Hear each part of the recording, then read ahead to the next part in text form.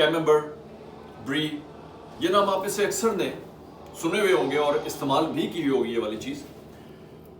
कैमेम्बर और ब्री जो है बेसिकली ये फ्रांस में ज्यादातर बनाई जाती है।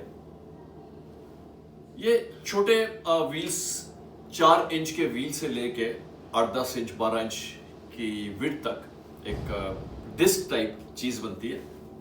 आमतौर पर ये 2 से 3 इंच की इसकी जो होती है हाइट, और इसके ऊपर वाइट मोल्ड्स ग्रो हुए होते हैं, जो कि एक कल्चर हम लोग इस्तेमाल करते हैं जिसको कहते हैं पेंसिलियम कैंटेडियम। ये जो मोल्ड्स हैं वाइट वाले, जो पेंसिलियम कैंटेडियम की आमेजिश से ये वजूद में आते हैं और ये खुद ब खुद फिर भी ग्रो करना शुरू कर देते हैं। उसके ऊपर एक फ्लफी टाइप का कोट हो जाता है। बेसिकली ये एडिबल मोल्ड्स हैं। ये फंगस है, ये खाने वाली फंगस है जो कि हेल्दी होती है।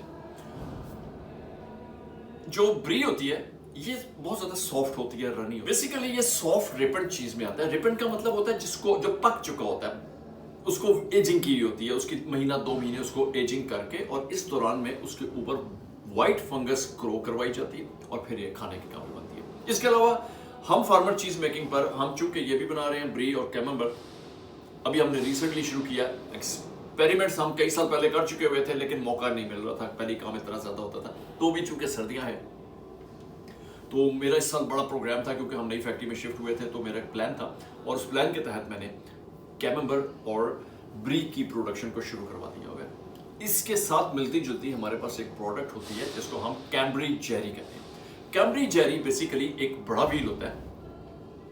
अच्छा, ये सारी चीजें ना याद रखिएगा मेल्टेबल होती है, इनकी मुख्तलिफ डिशेज बनती है, आगे जाके इसके ऊपर बात करते हैं। ये फ्लेकी होता है, ऊपर से ये सॉफ्ट होता है, इस पर भी व्हाइट मोल्ड्स कभी ग्रो कर लेते हैं कभी नहीं करते हैं, लेकिन अंदर से ये फ्लेकी होता है, चौकी होता है, चौक टाइप का ना, और ब्लैंड होता है। बास बास पे सॉल्ट होता है, बास बास पे सॉल्ट नहीं होता। जो लोग मैच्योर चीज खाते हैं वो उनके लिए ये बड़ी आइडियल किस्म की चीज है। लेकिन जो लोग मैच्योर चीज नहीं खाते हैं, जिनको सिर्फ उनका टेस्ट प्रोफाइल जो है या टेस्ट पैलेट जो है वो फ्रेश और फ्लेवरफुल चीज के ऊपर है, तो वो काइंडली इनके नजदीक मत जाएं क्योंकि ये पुंजेंट होते हैं, ये शार्प होते हैं, सावरी होते हैं। मैं चूंकि मैच्योर चीज खुद बहुत ज्यादा खाता हूँ और पसंद करता हूँ, तो मुझे तो ये अपने सैलड्स में या हनी के साथ, ऑलिव ऑयल के ड्रिजल के साथ, विद चेरी टोमेटोज या फ्रूट्स के साथ, नट्स के साथ, I enjoy that, I love that. और ये बेक भी होते हैं।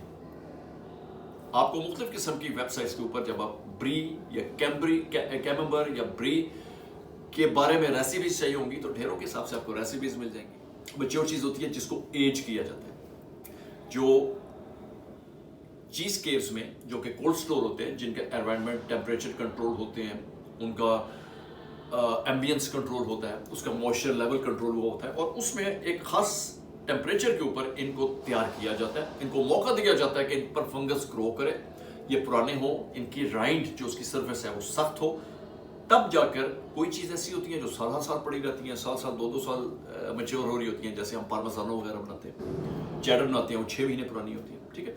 तो कुछ चीज़ें होती हैं जो 2 महीने में रिपेंड होकर खाने के काबिल बन जाती है। तो कैम्ब्री जेरी एंड कैमेम्बर और ब्री, दीज ऑल 3 सेम फैमिली लेकिन डिफरेंट टेस्ट प्रोफाइल्स, और इनको खाने के लिए आप पिज्जा के ऊपर भी इसको एज अ टॉपिंग इस्तेमाल कर सकते हैं। अगेन, जो लोग चीज एडवेंचर पसंद करते हैं और जो चीज मैच्योर चीज खाते रहते हैं, ये उनके लिए। कमजोर दिल के जो हजरात हैं वो इससे मैं अज्तनाब करें, क्योंकि मालूम नहीं होता है। जैसे ब्लू चीज है, अब ब्लू चीज हर आदमी नहीं खा सकता। आप किसी गोरे से पूछेंगे वो ब्लू चीज के लिए, आप देखेंगे कि उसको तो ऐसे मिल जाएगा जैसे किसी बिल्ली को आप गोश्त डालते हैं तो वो उसके ऊपर झपट पड़ती है ना, तो किसी भी फॉरेनर के लिए ब्लू चीज ऐसी है। लेकिन चूंकि उसकी प्रोफाइल बहुत रिच है, शार्प है, पुंजेंट है, हर आदमी नहीं खा सकता। लेकिन इसकी पेयरिंग्स होती हैं। मेरी बात याद रखिएगा कि चीज खाने के बहुत सारे तरीके हैं। जैसे मोज़रेला वगैरह को आप पिज्जा पर खाते हैं, क्रीम चीज के केक्स बनते हैं। अच्छी चीज होगी अच्छा पिज्जा बनेगा, अच्छी क्रीम चीज होगी अच्छा केक बनेगा, बुरी चीज होगी बुरे पिज्जे बनेंगे। बड़ा सिंपल सी कैलकुलेशन है। तो ब्री इसी तरह, अच्छी ब्री होगी तो आपकी डिश बड़ी कमाल की बनेगी, आपने जो भी अगर आप इस्तेमाल करते हैं। मैच्योर चीज होती है ना, ये मेल्टेबल होती है सारी की सारी। इनका पीएच वैल्यू 5.3 से नीचे जा चुका होता है, बिटवीन 4.9 एंड 5.3, तो उसके अंदर मेल्टिंग प्रॉपर्टीज, जो मेल्टिंग प्रॉपर्टीज होती हैं वो इसमें शामिल हो चुकी होती हैं। और इसके साथ साथ ये सारी चीजें चूंकि ये मैच्योर हो गई होती हैं, आफ्टर 60 डेज उसके अंदर मुख्तलिफ किस्म के हेल्दी प्रोबायोटिक्स शामिल हो चुके होते हैं, उसकी प्रोटीन ब्रेक डाउन हो चुका होता है, वो अंदर से सॉफ्ट हो चुकी होती है, कभी कभी बहुत सॉफ्ट नहीं होती, थोड़ी सी चौकी भी होती है। बाज मरतबा सॉल्ट जो होता है वो उसके अंदर पेनिट्रेट कर जाता है, और बाज दफा ये सारी कुदरती चीजें होती हैं, इसमें इंसान का कमाल काम होता है। इंसान का कमाल उस आर्ट को फॉलो करना, उसको एक प्रोडक्ट में ढालना होता है, बाकी कुछ काम नेचर ने करने होते हैं, जिसमें से protein breakup is one of them. फिर ये जो मैच्योर चीज होती है ना, इसमें एक बड़ी फायदा होती है, इनमें लैक्टोज नहीं होता और इसमें कोलेस्ट्रॉल वगैरह जो होता है वो नहीं होता। तो जब आपको कार्ब्स ना हो, कोलेस्ट्रॉल ना हो और लैक्टोज ना हो, तो सोचे वो कितनी हाई प्रोफाइल की चीज होगी। इस किस्म की चीजों को यूएसए में सुपर फूड डिक्लेयर किया गया, because these are so healthy. एक रिसर्च के मुताबिक जो मैच्योर चीज है, इसके अंदर विटामिन के भी पाया जाता है, और विटामिन के कैंसर के खिलाफ मुदाफत करता है। इसी किस्म के कैंसर की प्रॉब्लम का शिकार है तो उनको डॉक्टर्स रिकमेंड करते हैं प्रोटीन खाएं, उसमें चीज सरेफेरस होती है। अब होता यह है कि मार्केटें हमारी जो भरी हुई हैं वो प्रोसेस्ड चीज के साथ भरी हुई है। अगर किसी ने बॉडी बिल्डिंग करनी है, अगर किसी ने कोई भी ऐसा वर्क करना है या उसकी जरूरत है कि उसमें आपकी बॉडी की रिक्वायरमेंट में प्रोटीन्स शामिल होने चाहिए, तो चीज रिकमेंड की जाती है। अनफॉर्चुनेटली चूंकि लोगों को अवेयरनेस कम है, वो क्या करते हैं, वो मार्केट में जाते हैं, हर किस्म की चीज पड़ी होती है, वो उठा के ले आते हैं, वो समझते हैं जी चीज हमें रिकमेंडेड है तो चीज खानी चाहिए, चाहे कैंसर हो या ना हो, अल्लाह ताला माफ, चाहे वो बीमारी के लिए हो या वैसे ही खाना हो।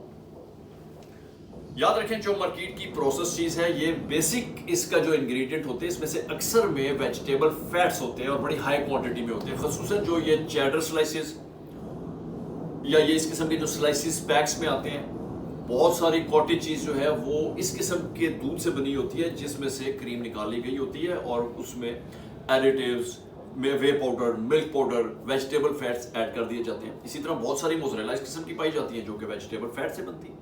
तो आपको खरीदते हुए ये चीज देखनी है कि आप क्या खा रहे हैं। सस्ती प्रोडक्ट उठाएंगे तो वो प्योर डेयरी प्रोडक्ट नहीं होगी। बड़ी सिंपल सी कैलकुलेशन है, ये हो नहीं सकता कि 100 रुपया लीटर दूध हो और आपको 50 रुपये लीटर मार्केट में मिल रहा हो, ठीक है ना। तो 10 लीटर में से चूंकि 1 kg निकलना होता है, यानी 1000 में बड़ी मुश्किल से एक चीज आती है, और जब मैच्योरिंग में जाती है तो आप सोचे जिसने एक साल मैच्योर होनी है तो उनके ऊपर कितनी बिजली लगनी है, कितनी लेबर लगनी है, कितने मतलब एफर्ट्स होनी है, और उस पर से फिर वो जो उसकी खाल होती है, राइट, वो भी उतरनी है। तो ये सारे प्रोसेस के बाद उसमें से जो थोड़ा सा पीस निकलना है, उस पर सारा कुछ ऐड होता है। ये हो नहीं सकता कि वो जो हम चीज बेच रहे हैं वो 4000 रुपीज पर केजी हो और जो मार्केट में चेडर मिल रही है वो 800 रुपए हो।